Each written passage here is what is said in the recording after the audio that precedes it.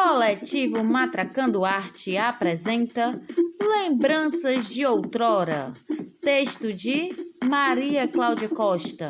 Personagens: Maria de Lourdes da Costa e narrador.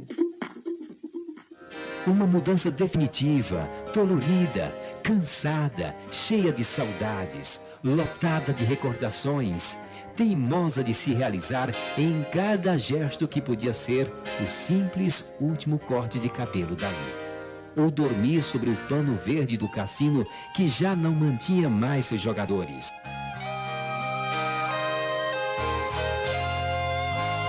As conversas nas calçadas, o desmontar das casas abandonadas, a solidão de ruas e becos, o arrumar dos caminhões de mudanças, tudo enfim, era o exercício doloroso de saber que nunca mais se vai voltar ali, porque ali nunca mais vai existir.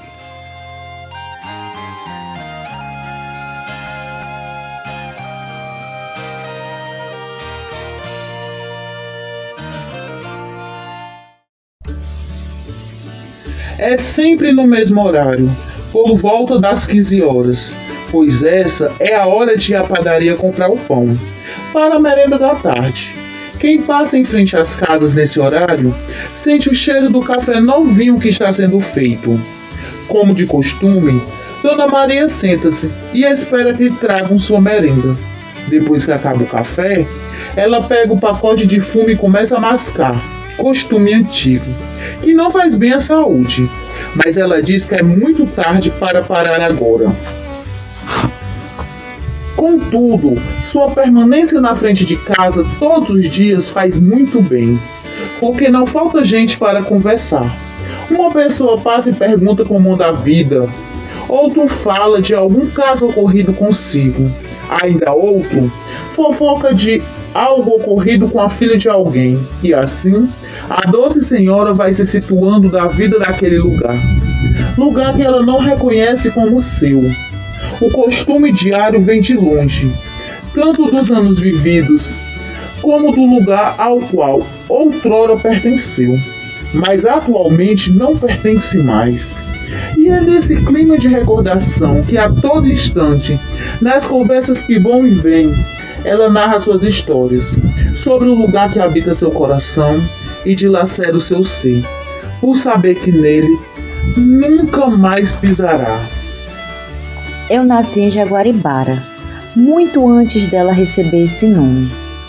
Antes conhecida como Santa Rosa, distrito do município de Frade, posteriormente denominado de Jaguaretama.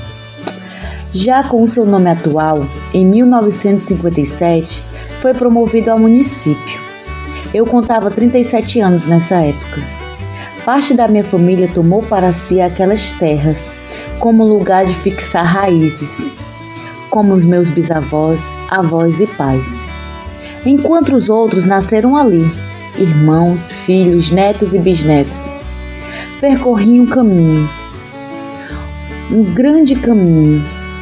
Escrevi minha história, os passos de uma vida toda, para chegar ao fim da vida e ser arrancada da minha casa, da terra que desde sempre promoveu meu sustento. Não sei lutar até a morte.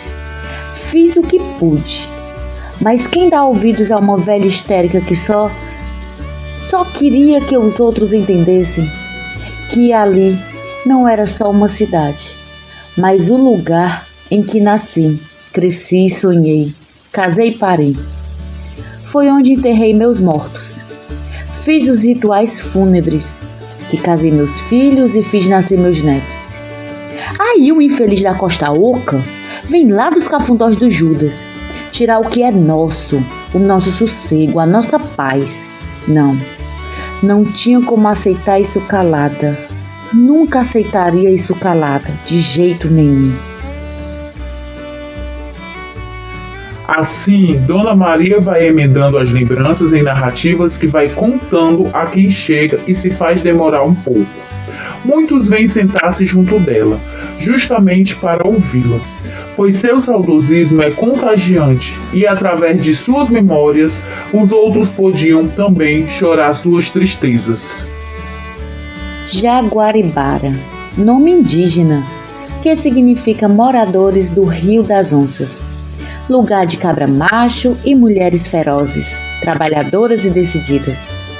A minha cidade foi palco do maior embate ocorrido no Ceará, entre as tropas imperiais e os componentes da Confederação do Equador, que lutaram por um Nordeste independente.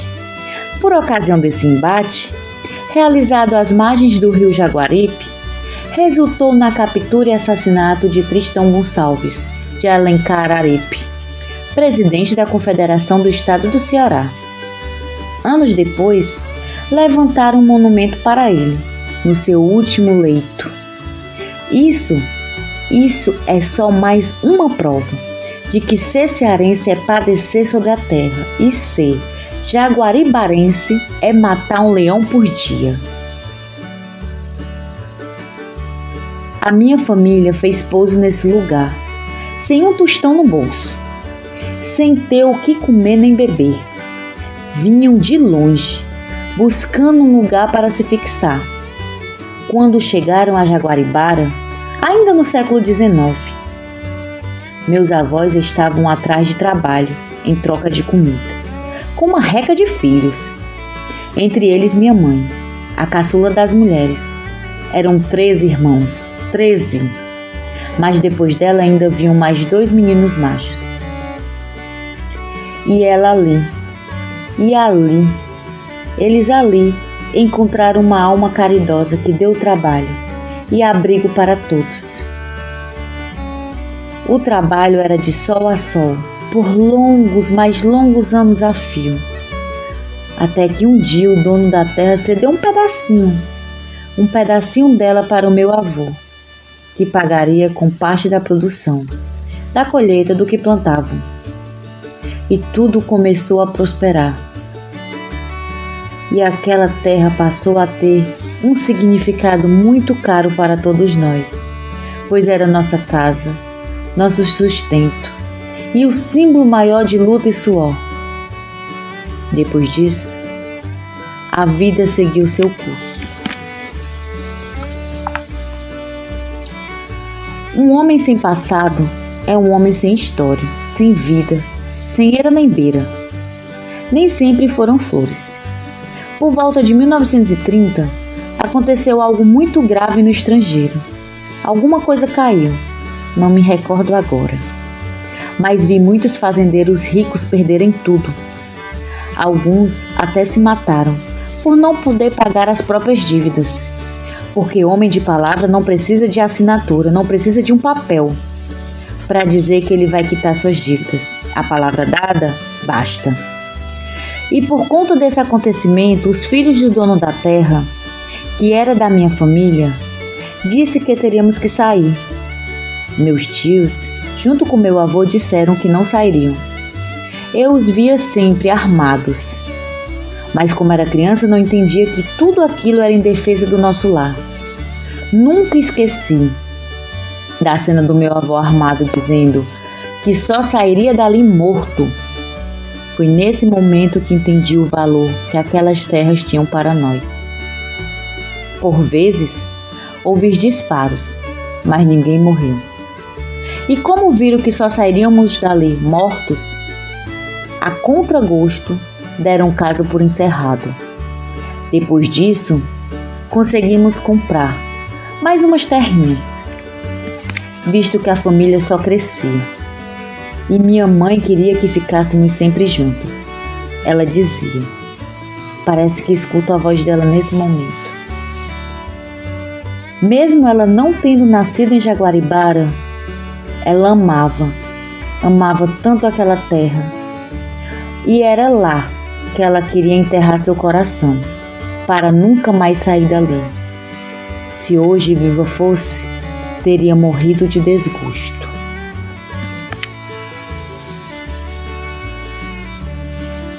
Cresci com esse sentimento de luta, em defesa do que é meu, do que eu acredito e, acima de tudo, do que é certo. Pois justiça seja feita. A vida nunca foi fácil e naquele pedaço de chão está o suor, a dor e as lágrimas da minha família. Por outro lado, fomos muito felizes. Quantos casamentos, amores, nascimentos, batizados? Eram festas para muitos dias. Nossa história está entranhada nas veias daquela terra, que já não conseguimos mais ver. Mas ela reconhece a nossa presença. Um dia, um dos meus irmãos foi acusado de ter feito mal a uma moça. Ela jurou de pé junto que tinha sido ele. E ele, por outro lado, dizia que não tinha feito nada de errado. Foi surrado pela população e preso. Não aguentou a humilhação de ver a sua vida sendo ceifada por uma mentira. Enforcou-se na cadeia. E o padre? Aquele padre. Quando chamado para encomendar a alma dele, falou que não poderia fazer isso, porque ele havia tirado a própria vida.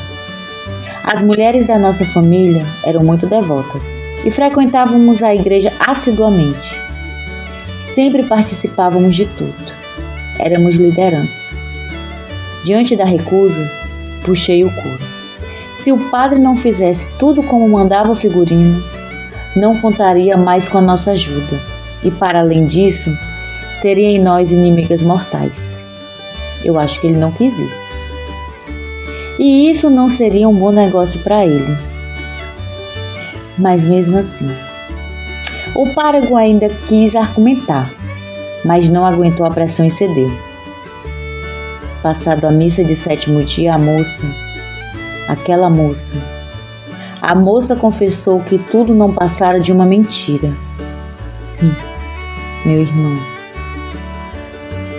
Meu irmão era um homem muito vistoso, era inteligente, amoroso.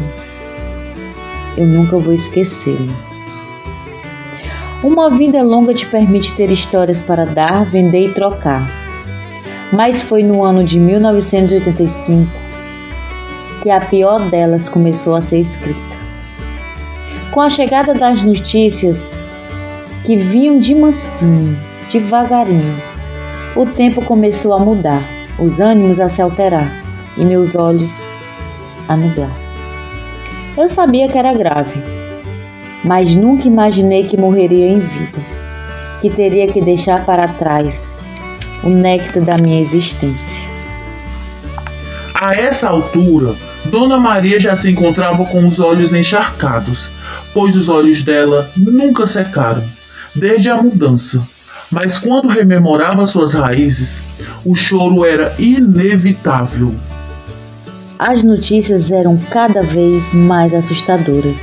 Eles faziam parecer que a mudança seria benéfica, mas não para quem ama o lugar onde habita e traz marcado no corpo como gado a história dos seus.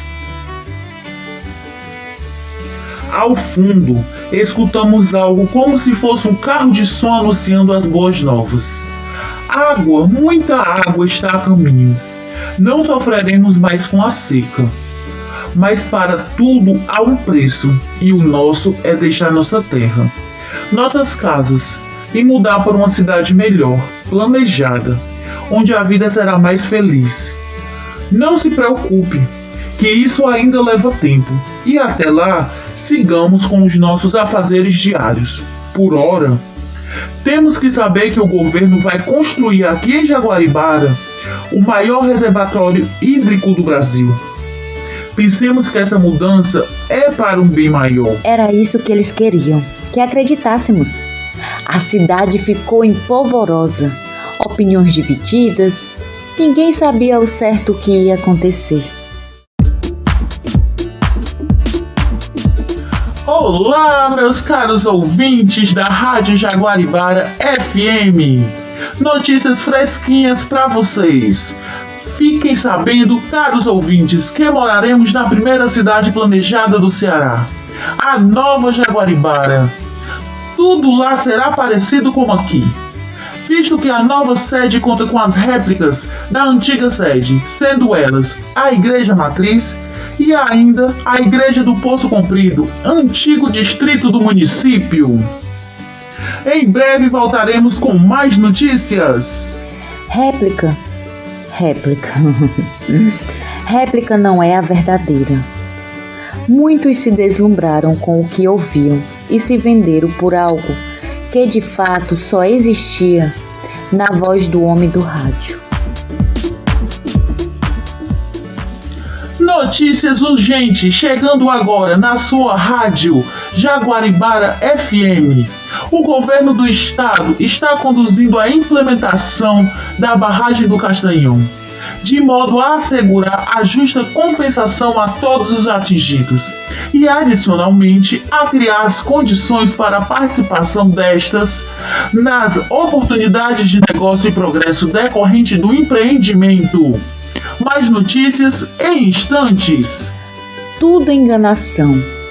A ajuda veio no início, mas com o passar do tempo foram nos esquecendo. E até da pesca que vivíamos ficou mais difícil, pois o rio ficou mais distante. Quem ousa dizer que estou mentindo? Quero ver se alguém de vocês aqui que está me ouvindo agora vai dizer isso. Diz que eu estou mentindo. Foram 16 anos de tensão, de sofrimento, brigas e lamentos. Fiz o que pude, repudiei, briguei, lutei e tentei.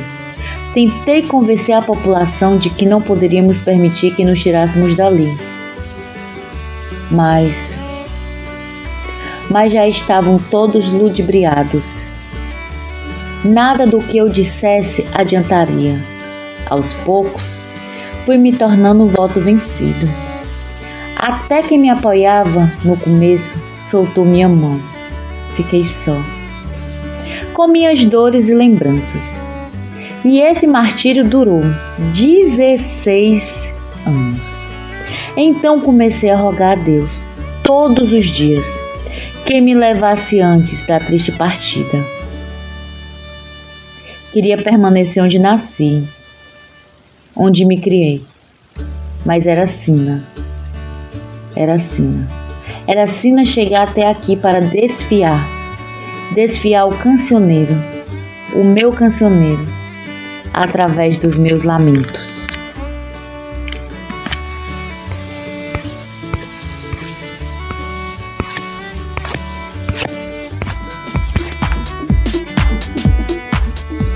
E agora, na nossa rádio Jaguaribara FM, trazemos notícias urgentes do estrangeiro. Hoje, o planeta amanheceu de luto. Aconteceu agora há pouco, nos Estados Unidos da América. 2 aviões atingiram 2 prédios enormes, matando cerca de 3.000 pessoas. Dizem que foi um ato terrorista, mas ninguém tem certeza de nada. Continue com a gente que iremos atualizando os fatos a cada momento. Aquilo foi só um aviso, que mais coisas ruins estavam por acontecer. Desde que esse povo começou a escacaviar, a medir e a xeretar, eu sabia. Eu sabia que não viria nada de bom. Meu neto, que gosta muito dessas caixas que tem um ratinho. Como é mesmo o nome? Ah, sim, verdade. Computador. Falou para mim antes da virada do século que ia acontecer uma coisa que faria a gente voltar para trás, em vez de ir para frente. Ele disse que voltaríamos lá para 1901. Isso não é coisa de Deus. Como a gente ia voltar para um ano que eu nem tinha nascido? Eu sabia que era o sinal da besta fera, avisando que esse novo século seria terrível. E olha aí, nem 2 anos depois o que aconteceu. E se não bastava tanto sofrimento por aqueles dias, eu teria minhas entranhas transpassadas por um punhal afiado, muito afiado.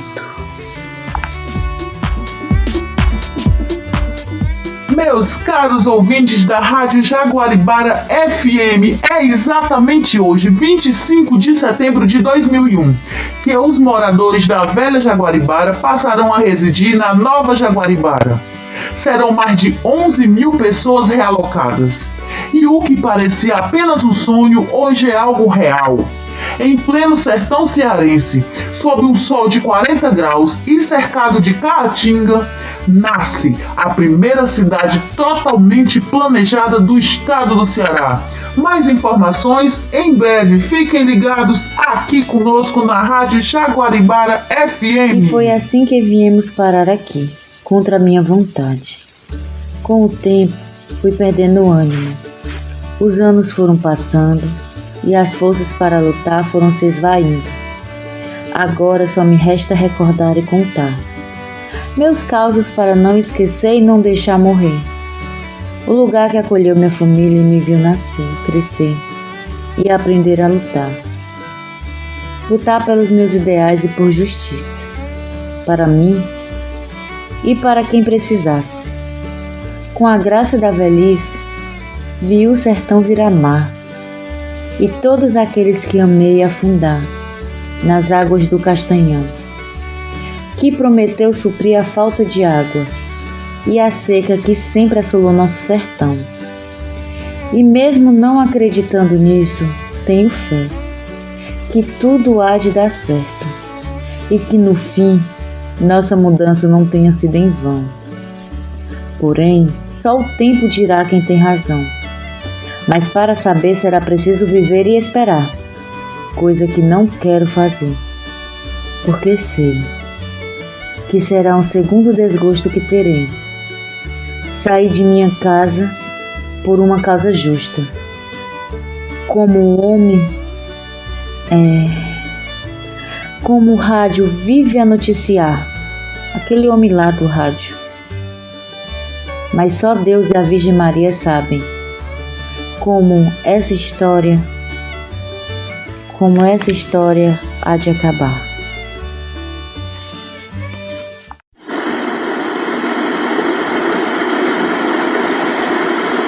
E as lágrimas que rolam em sua face começam a cessar. E sua voz, cada vez mais longínqua a escutar. É como se ela estivesse vendo a água inundar a cidade que outrora foi o seu lar. Vem arrastando tudo o que encontra pela frente, invadindo ruas, casas e praças, deixando submersa a história de tanta gente. E é com esse saudosismo que a Dona Maria deixa a gente e volta a viver no lugar em que nasceu e que a contragosto deixou para trás, mas repetindo sempre que Jaguaribara seria sua última morada. E seu pedido foi atendido. Para lá retornou, depois do último suspiro. Do Brasil, a pior seca dos últimos 50 anos tem revelado uma parte da história do sertão. Veja na reportagem de Alessandro Torres. Onde a água desapareceu, a história vem à tona. Em Sergipe, fósseis de mamíferos gigantes que viveram há mais de 10 mil anos estão surgindo nos lugares onde os riachos secaram. Na Bahia, apareceram as ruínas da cidade de Canudos, inundada há 44 anos para dar lugar a um dos maiores açudes do estado. O nível da água desceu 11 metros. Nós necessitamos da chuva que cai e sem essas chuvas não há aporte de água nos reservatórios. E os grandes açudes, até os grandes açudes estão com seus reservatórios, suas marcas muito baixas. É o caso do Castanhão, no Ceará, que está com a metade da capacidade. A seca fez reaparecer postes e monumentos da cidade de Jaguaribara, que assim como Canudos, foi inundada para dar lugar a um açude. O nível baixo do açude não traz à tona apenas indícios da velha Jaguaribara. Este, que era um dos pontos mais altos da cidade, está completamente à mostra, revelando estas ruínas. Essa aqui era a caixa d'água da cidade. Durante 11 anos, ficou submersa num dos maiores reservatórios de água do Nordeste. Nesta casa, que teve as paredes derrubadas pela água do açude, dá para ter uma ideia do quanto ela baixou. Agora a água está muito longe daqui, né? Está muito longe, abaixou muito mais, baixou mais de uns 6 metros de água que baixou. Nunca tinha visto o nível assim? Não, nunca tinha visto isso não. A situação mexe com a memória e os sentimentos de quem viveu na cidade, que agora ressurge das águas. Eu nasci lá, me criei e vivi todo o meu tempo lá. Então, para mim, é uma vontade assim de voltar e tentar viver naquela cidade que sempre a gente teve o maior empenho e bem por ela. Saber, né, que quando aparece aqueles postes, aquela caixa d'água, onde a gente às vezes ficava ali debaixo brincando, andando, conversando, aí volta tudo aquele filme, né, quando a gente morava lá. É muito triste, muito emocionante, sabia? Muito emocionante.